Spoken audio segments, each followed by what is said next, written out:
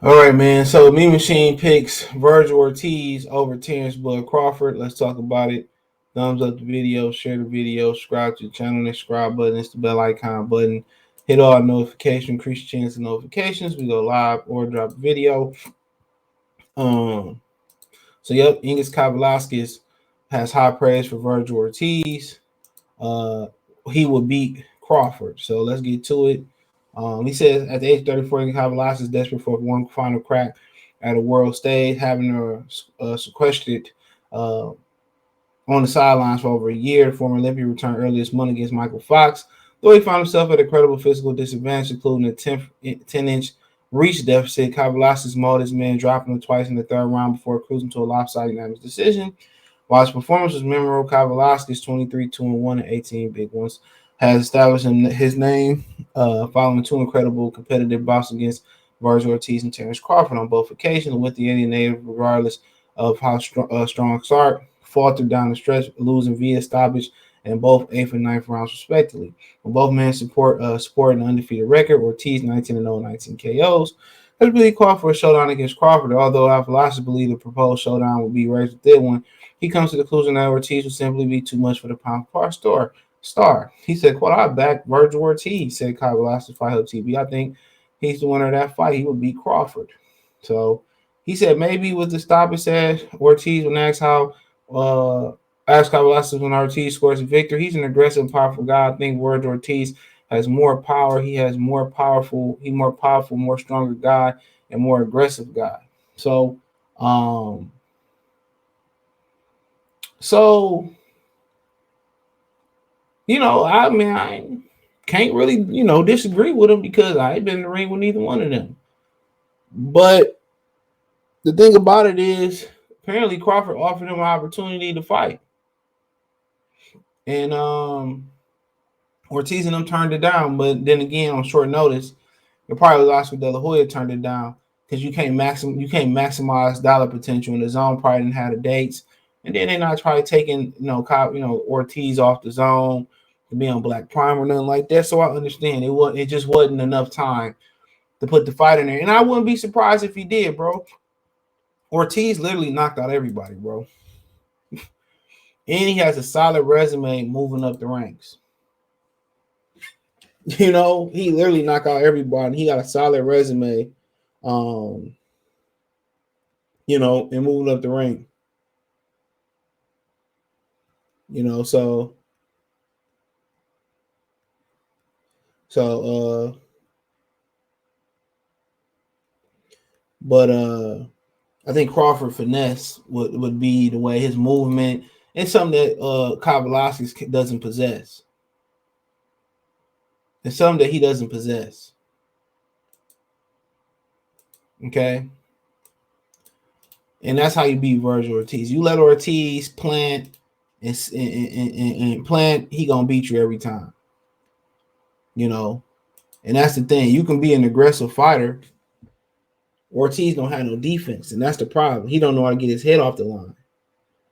If Ortiz ended up getting some defense, then yeah, he defended. He kind of used the high guard, the Winky Wright type shell in his last fight. But the thing about that dude, Crawford gonna find angles. But then again, he a very, very big boy, powerful boy, great conditioning. So he not gonna fade. To me, it's a closer fight than people get credit for. But I just think if Crawford don't fall off a cliff or get too old, it's gonna be about Crawford opening up angles. That's what it's gonna be about. Crawford using angles, and turning Ortiz and figuring them out. But Ortiz can catch Crawford, it could be trouble. But if he let Crawford hit him like some of his past opponents been hitting him, McKisson showed that he gonna struggle with somebody that's able to get him off the mark. McKisson just didn't have enough problem. That's the problem. McKisson just didn't have enough power. You know,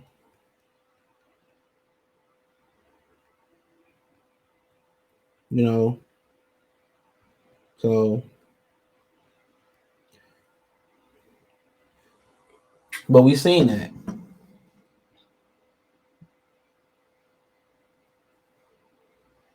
You know,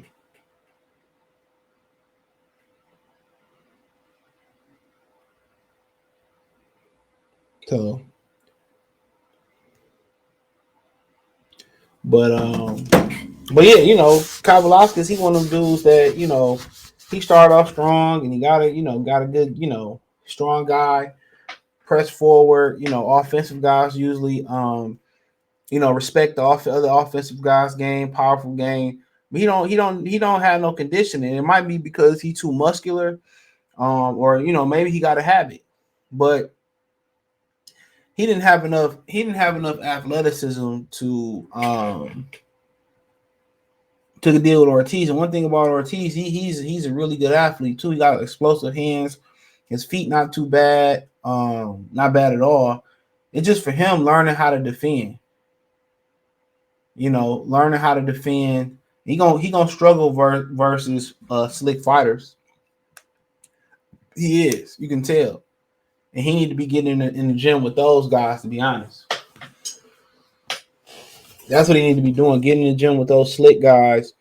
And staying in the gym with him because he gonna see, you know, eventually people want to see him fight Jerron Ennis. People gonna want to see him fight, especially going up to 54. People gonna want to see him fight those type of guys, and that's what he gonna see, especially at 54. To my Harrison, Erickson Lubin, Jamel Charlo.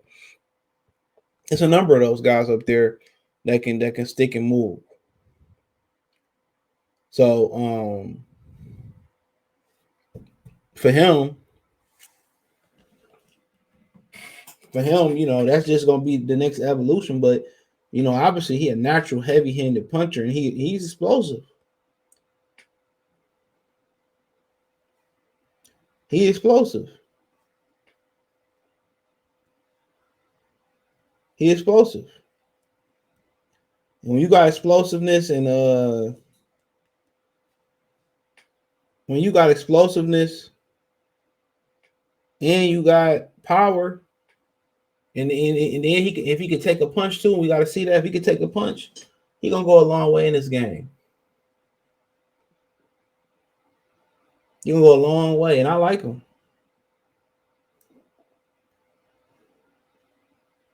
You know, but it won't be out there, man. Proper possibility, dude. These young guys, it's their time, bro. And they got a lot more thread on. They got a lot more thread on the tires. You know, they younger, man. So you know, if these dudes don't get out the way, move up or pass the torch, a lot of times they're gonna get ran over. Everybody just think these dudes gonna step up to the plate and they gonna lose. And they gonna lose.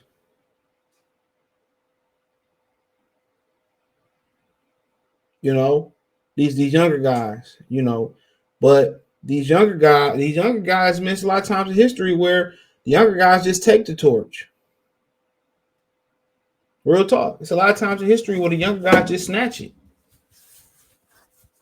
So, you know, he's the mandatory, or, you know, I think he's the mandatory for Bud in May 2023. When people talk about Spencer Crawford, they don't look at that deadline. Everybody looking at the deadline as far as the IBF, the WBA, the WBC. You know what I'm saying? Fox getting out of boxing. But nobody looking at Bud got a 2023 deadline, which he's the Super WBO champion, where they gave him extra time before defending the mandatory. And according to Steven Nelson, he was trying to fight Vergil Ortiz, but it just wasn't enough time to make the fight. Now, Vergil Ortiz, you know, to Crawford's defense, just came out and said, well, I'm ready to fight right now. I'm ready to fight anybody. I'm ready for Ennis. I'm ready for Crawford. I'm ready for Spence. I'm ready for green beans, tomatoes, you know, said everything. And then you turn around and you turn down the fight. Now, he might not have known about it. It might have just been Oscar saying, well, we can't maximize financial potential on this fight. And we ain't got the date. And we ain't sending him to Black Prime TV neither. So it's something that Oscar De La Hoya got to start. Now, where Oscar De La Hoya attention could have been solely on Ryan Garcia and Tank Davis. You know, he just did the Floyd Schofield card, and you know what I'm saying? So who knows? But, you know, according to the Crawford team, Steven Nelson, Vergil Ortiz turned down an opportunity to get in the ring with Bud. Now, we come May 2023, and Bud's still around. He defend versus Alvarez. He looking for an opponent. Spence don't want to get down, and he don't want to move up. He still want to be in sport and boxing. And they come down like Ortiz, you want to fight Bud, and he stay no then we know what it is. But like I said before, it ain't about always aggression or strength or it ain't always about that. That's what Kavaliauskas don't understand too about the boxing game. It ain't always about that. It's about finesse. It's about setting people up. It's about combination punches. It's about intellect. And that's one of the reasons that he lacking.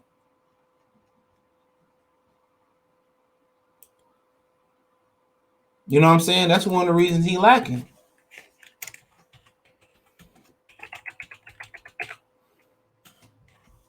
You know? So, but it definitely be a firecracker. And I definitely want to count on Vergil Ortiz. So let me know what you girls and guys think. Thumbs up the video, share the video, subscribe to the channel.